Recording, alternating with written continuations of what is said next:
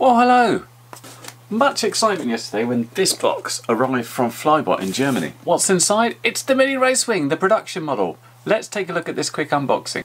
Okay, it's here, so let's get it out of the box. I'll turn the box sideways just so I can actually get it in frame here. But hey, we get a nice note from the boys there with some Haribo Gold Baron, and I now know what Gold Bear is in German, which is always good. It's quite nicely packed. Clevises, servo horns. This looks like the main centre section to put together. In the bottom here we've got some more screws and stuff. This looks like the sticker decals. So in here must be the main wing section. Let me grab it. Okay, so the two centre wing sections, well, not centre, just wing sections generally. Got a cutout for the servo, two holes here, which you might not be able to see for the, I presume for the winglets to go there instead of at the ends. Feels very dense, this foam, very solid. Also in that box were these two spars, kind of flat. And finally we've got these two balsa elevons. So if it wasn't clear, here's a picture of the bits of wing and winglet. And here's a picture of the rest of the hardware in the box. Now, just to be clear, and full disclosure always, what happened was I was going to order one of these ones, and Marcus then offered one of the wings for review, so I haven't paid for it. So obviously treat this as skeptically as you like. What I have done though is paid for all the electronics to go in for it. And I thought I'd tell you what I'm going to be using. Now, Flybot were actually out of stock of all their electronic sets because I was just going to order one of those. So I had to get a bunch of it from elsewhere. So I've got the T-Motor F80 at 2500 kV for the max speed idea.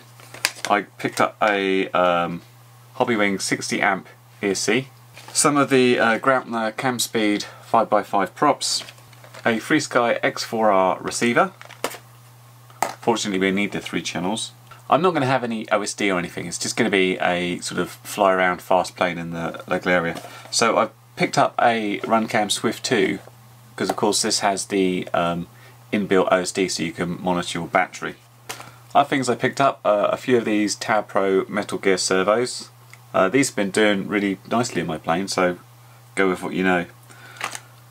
And this morning I kind of had an afterthought of, oh, what am I doing for the VTX? And the answer is I don't know. I've got a spare Unway 200 milliwatt here.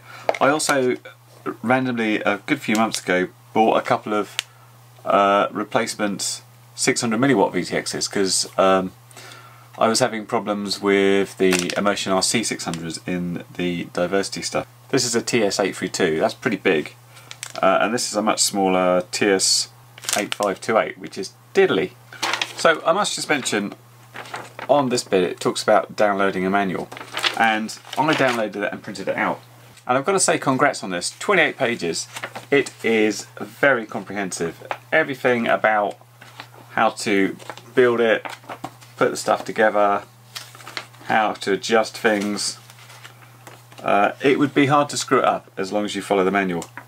Now a lot of people say, what, read the manual? Crazy stuff. For me, even if I know how to put the plane together, I'm still interested to see the manual to see how people want you to do it, even if you don't want to follow it. And this being a slightly different build from everything else, I think it's quite important to have a decent manual for that. So I'm going to get on and put it together now, which hopefully shouldn't take a great deal of time. I'll come back here of course and have a video, and I'll also be blogging about this on my blog site, don't forget the URL.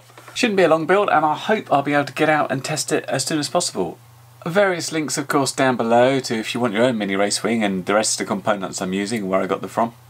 In the meantime, I will see you later. Bye for now.